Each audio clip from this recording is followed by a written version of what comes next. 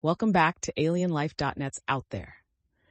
I'm Allison, your host, and today we're venturing into a topic that's ignited headlines, sparked panic, and raised some intriguing global questions. The surge of mysterious drone, or possibly UAP sightings along the Eastern Seaboard of the United States. Over the past month, reports have poured in from New Jersey, New York, and even beyond, describing everything from SUV-sized crafts in restricted airspace to strange lights zipping around critical infrastructure. Authorities are baffled, the public is on edge, and even members of Congress are demanding answers. So what's actually going on here? Are we looking at foreign technology, advanced military platforms, or something, dare I say, more cosmic? Joining me today are my trusted co-hosts, Tony, our skeptic in residence who always keeps us grounded, and Kevin, our science and tech guru who brings the method to our madness. Hey everyone, Tony here. I'm excited for this one, Allison. We've got politicians pointing fingers, app developers capitalizing on the panic, and the FAA scrambling to lay down new rules. Honestly, this whole thing sounds like a giant puzzle. Some pieces are political, some are technological, and a whole bunch are just plain weird. I'm here to sort out the hype from the reality and maybe crack a joke or two along the way. And I'm Kevin, ready to dive deep into the technologies, methodologies, and data analysis behind these sightings. Today we've got a lot to dissect, from the role of IMINT, imagery intelligence, and the deployment of specialized sensors, to the idea that these could be, as some have suggested, non-human intelligence, NHI craft. The conversation out there has run the gamut, from secret government special access programs, SAPs, to the suggestion that these could be a bizarre form of transmedium vehicles. Let's not forget the cultural implications and the big question: how do we as a society handle unexplained phenomena in our skies? So to set the stage, we've got reports of drones, some supposedly large as cars, operating near sensitive locations like the Picatinny Arsenal and even close to the Verrazano Narrows Bridge. There are temporary flight restrictions, TFRs in place across parts of New Jersey. We've seen an explosion in the usage of apps like Enigma and similar UFO spotting platforms. Their downloads surged by over 74% as people scramble to identify what's hovering overhead. Meanwhile, figures like Representative Nancy Mace have gone on record suggesting these could be craft from outer space. And the government's stance? Mixed and murky at best. One day we have federal officials downplaying the threat. The next, the FBI is telling the public not to shoot them down. Kevin, what's your initial take from a technological standpoint? From a tech angle, it's a perfect storm. On one hand, commercial and recreational drone technology has exploded. Off-the-shelf drones now have advanced capabilities: night vision, thermal imaging, and extended battery life that can confuse even trained observers. On the other, we have MASINT, measurement and signature intelligence, and IMINT sensors that should, in theory, give authorities some clarity about what's in our skies. Yet officials claim they're stumped. This incongruity suggests that if these platforms aren't just hobby drones, they might be something more advanced. Maybe clandestine foreign tech, or even an unconventional U.S. special access program that's not widely disclosed. Historically, when we see such confusion at high levels, it can indicate either compartmentalized black projects or phenomena that defy easy classification. The truly intriguing part is how well these objects evade standard detection, ignoring the protocols we know about sensor calibration and radar tagging. Let's be real though, the Eastern Seaboard is a busy airspace. We have commercial flights, private aircraft, helicopters, and yes, drones. Some are Amazon delivery pilots running tests, others are just teenage hobbyists. But here's what's weird. These sightings are happening near restricted zones, military bases, critical infrastructure, and they're popping up in patterns, not just random one-off events. Plus, FAA has closed airspace to drones in numerous locations. If these were just bored kids flying their gadgets, they'd probably have been caught. The FBI's warnings not to shoot them down, while sensible for public safety, also give these drones some sort of protected status. It's odd. If the government truly had no idea, wouldn't they be more aggressive in intercepting them? That's a key point, Tony. The government's response, vacillating between no threat and we're investigating, has left room for speculation to run wild. We've seen social media blowing up with theories. Are these drones advanced spy platforms from a foreign adversary?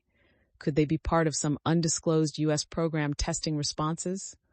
Or, as Nancy Mace and others hint, could these be non-human intelligences testing our boundaries? The drone detection systems deployed in New York, the classified House intelligence briefings, and the presence of law enforcement agencies scouring for leads all suggest there is more here than just a few random hobby drones. Kevin, could these objects be operating with stealth technology or beyond known drone capabilities? Absolutely. If we consider the possibility of advanced propulsion or sensor evasion techniques, we're no longer talking about run-of-the-mill drones. We might be dealing with transmedium vehicles, those capable of moving seamlessly through air, water, and even space. While that's a leap, we know that phenomena historically labeled as UAPs display unusual flight characteristics: extreme acceleration, high-G maneuvers without visible propulsion, and sometimes silent operation. If such craft exist, and numerous credible sources within defense and intelligence circles have suggested they do, then these sightings could represent low-profile incursions to gauge our response. It's also possible we're observing sophisticated foreign tech drones designed to mimic UFO patterns to confuse us. In intelligence terms, that'd be a brilliant psyop, forcing us to chase ghosts while the real objective remains hidden. Psyops, aliens, secret programs. It's the ultimate menu for conspiracy theorists. Did you see how fast apps like Enigma took off? People are uploading their own videos and verifying sightings, while others jump to biblical prophecy or Project Blue Beam theories, saying this is all staged by the government to trick us. The surge in crowdsourced reporting is a double-edged sword. It democratizes the information flow, but it also amplifies misinformation. We've got NFL, MLB, and NASCAR demanding legislative authority to address rogue drones at their events. The infiltration of this issue into mainstream culture is astonishing. As if the UAP debate wasn't already heated enough after the Senate hearings and whistleblower revelations about UFO crash retrievals, now we have these drones nudging the conversation further.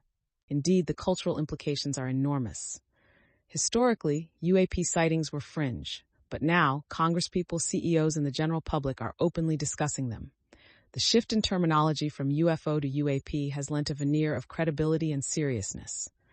Government transparency, or lack thereof, is feeding distrust.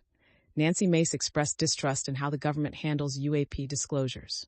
Representative Mace mentioned having knowledge of 2 specific UAP shapes consistently omitted in briefings. Meanwhile, Transportation Secretary Buttigieg joked about New Jersey not being the start of an alien invasion. This mixture of humor, secrecy, and speculation shapes a narrative that's both mainstream and mystifying. Kevin, how do you think scientific methodology can cut through the noise here? Science thrives on data, reproducibility, and open inquiry. Right now, what's missing is a transparent data set of these sightings: radar tracks, electro-optical images, sensor readouts. With IMINT and MASINT, we could identify flight patterns, propulsion signatures, and any electromagnetic anomalies. If these drones are conventional, we'd see consistent thermal or radio frequency signatures. If there's something exotic, the data might show patterns that defy known technologies. The problem is that crucial data remains classified or withheld, presumably for national security reasons. Without proper data sharing, scientists can't form rigorous hypotheses. Instead, we're left with anecdotal evidence and second-hand reports. Citizen science apps like Enigma are an interesting development. They attempt to crowdsource the data, but without strict scientific protocols and peer review, it's prone to false positives and misidentifications. I'd advocate for a trusted independent body, maybe a civilian scientist committee, to analyze raw data. That would bring clarity. Right now, what we have feels like a movie script. The FBI warns people not to shoot down drones. Residents are panicked. Social networks are ablaze with theories. And the government's official line basically amounts to, "We're looking into it." Let's not forget Joe Rogan chiming in, calling the whole situation sus. Rogan's influence on public opinion, especially on topics like UFOs, is substantial. When public figures express skepticism in government explanations, it only fuels the narrative that something's being concealed. That mistrust, historically, has prevented serious progress. Remember the old stories of Project Blue Book and the Air Force investigations of UFOs in the mid-20th century? We're seeing modern echoes, this time with drones and digital media playing a much bigger role. And as you both point out, the historical parallels are striking. Decades ago, unexplained aerial phenomena stoked fears of Soviet tech or secret weapons. Today, it's drones, a recognized technology that's become ubiquitous but still mysterious in certain contexts. The difference now is the degree of democratized scrutiny. We have smartphone footage, thousands of online reports, and new terms like transmedium craft and NHI entering common parlance. Let's talk about the potential origins. If we play devil's advocate, suppose some of these drones are indeed extraterrestrial or extra-dimensional. Kevin, what would that imply from a scientific perspective? If these drones were genuinely of non-human origin, it would mark a watershed moment in human history. We're talking about confirmation of technologies beyond our known physics, possibly employing propulsion systems we can't replicate. Extraterrestrial or extra-dimensional origins would force us to rethink everything, from our approach to science and technology to our understanding of life's distribution in the cosmos. It could imply that we're being observed, tested, or simply acknowledged by intelligences far beyond our current comprehension. The ramifications would be huge, massive shifts in cultural, religious, and philosophical thought. It might unify us as a species as we grapple with the fact we're not alone, or it could deepen geopolitical tensions as nations race to understand or reverse engineer this tech. That's the big if, though, right? The extraterrestrial angle is appealing because it's exciting. We all love a good cosmic story. But as Mace admitted, there's no concrete proof, just statistical likelihood and government secrecy fueling the fire. Occam's razor still suggests a more terrestrial explanation. Maybe this is some cutting-edge drone tech from a foreign adversary like China or Russia probing our defenses, or a U.S. military test like a new unmanned reconnaissance platform designed to gauge the response of our own agencies and the public. Maybe it's advanced corporate tech. If so, the secrecy might stem from the need to protect intellectual property or national security. Exotic, but not alien. Indeed, Tony. Even the presence of big corporate venture capital backing the Enigma app and similar platforms shows that private industry is seeing opportunity in the confusion.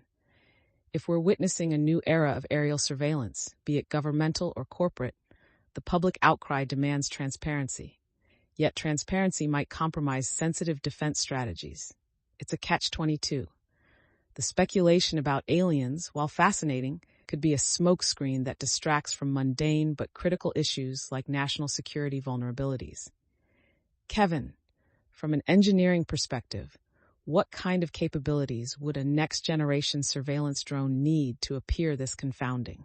Such a drone would likely feature advanced stealth materials to reduce radar cross-sections, noise suppression tech for silent operation, high-efficiency batteries or energy sources for long-endurance flights, and potentially quantum-level or advanced sensor fusion technologies to avoid detection. It might operate on encrypted frequencies and could even deploy spoofing measures, like projecting decoy signals or using electronic warfare techniques to confound tracking. The ability to hover motionless, accelerate rapidly, or move unpredictably would require propulsion systems well beyond hobbyist drones. Such capabilities hint at either a state-level actor with deep R&D budgets, or if we open the door to speculation, something non-human that fundamentally rewrites the rules of aeronautics. Well, if someone out there has that kind of tech, I'd love to know what their stock price is. In all seriousness, the notion of these drones, whatever they are, operating near sensitive military facilities is a top concern. If they're foreign, that's a direct national security threat. If they're ours, why test them in such publicly visible ways unless it's a form of psychological operation or a test of public reaction? And if there's something else entirely, then we're all in for a paradigm shift. The authorities' attempts to downplay the threat might be to prevent panic. Biden's administration, for instance, claims no known danger. But if we knew these objects were truly beyond our capability to intercept, would they admit it? Historically, government communication on UAPs has been riddled with obfuscation. Old documents show decades of denial, reclassification, and selective disclosure. Today's scenario, mysterious drones, government hush-ups, and sudden attention, feels like a 21st century twist on that same dance. Citizen apps like Enigma stepping in and encouraging the public to report sightings is a new factor. It democratizes the data, but also may flood the field with noise. For serious researchers, separating signal from noise is the challenge of our time. Kevin, do you see a path forward for rigorous scientific study, given the constraints and the uproar? The best path forward would be a public-private partnership that establishes a transparent data-sharing network. Imagine if the FAA, NASA, academic institutions, and private sensor developers collaborated on a standardized protocol for reporting and verifying anomalous aerial phenomena. This would mean investing in sensor networks with secure data pipelines, anonymized but accessible to vetted researchers. Once we have consistent data on flight paths, velocities, altitudes, and emission signatures, we can apply computational analysis, machine learning, and pattern recognition. If these sightings follow consistent patterns that match known drones, we'll confirm a mundane explanation. If they break the mold, that's when deeper questions must be asked. Without data openness, we remain in a cycle of speculation. I like that idea, but it's idealistic. Classified information is a brick wall. Governments fear that disclosing too much helps adversaries. But as we've seen, silence feeds conspiracy theories. Some folks are already referencing biblical prophecy and angels or orbs as divine messengers. Maybe this uncertainty suits certain agendas. If you keep people guessing, their attention is scattered. The drone sightings could be a cover for something else entirely. Let's not forget that timing matters. These reports started ramping up before the holiday season and right after major shifts in FAA drone regulations.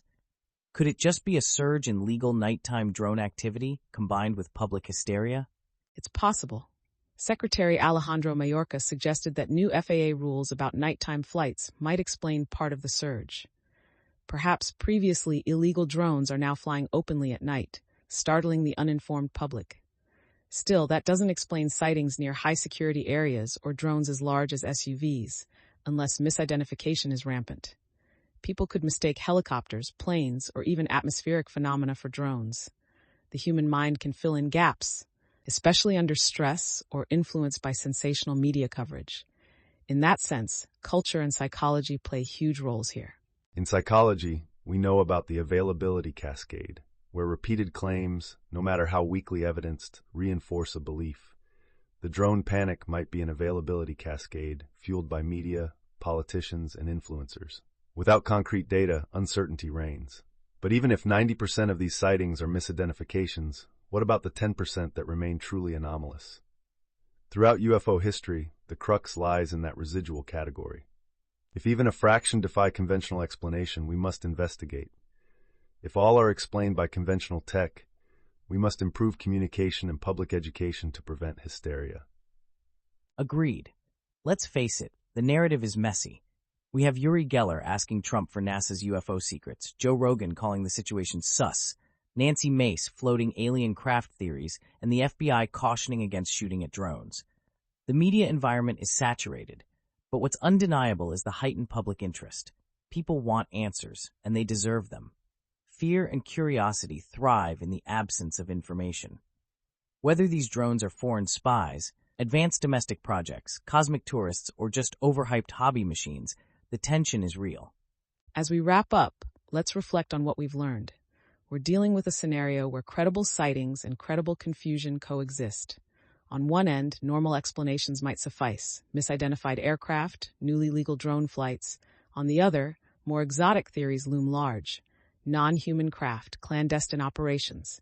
The government's inconsistency and secrecy have fueled the public's imagination.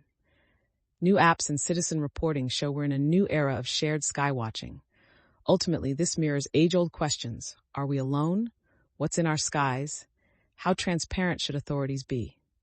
Kevin, final thoughts? My final takeaway is that regardless of the drone's true nature, this situation underscores the need for systematic, data-driven inquiry.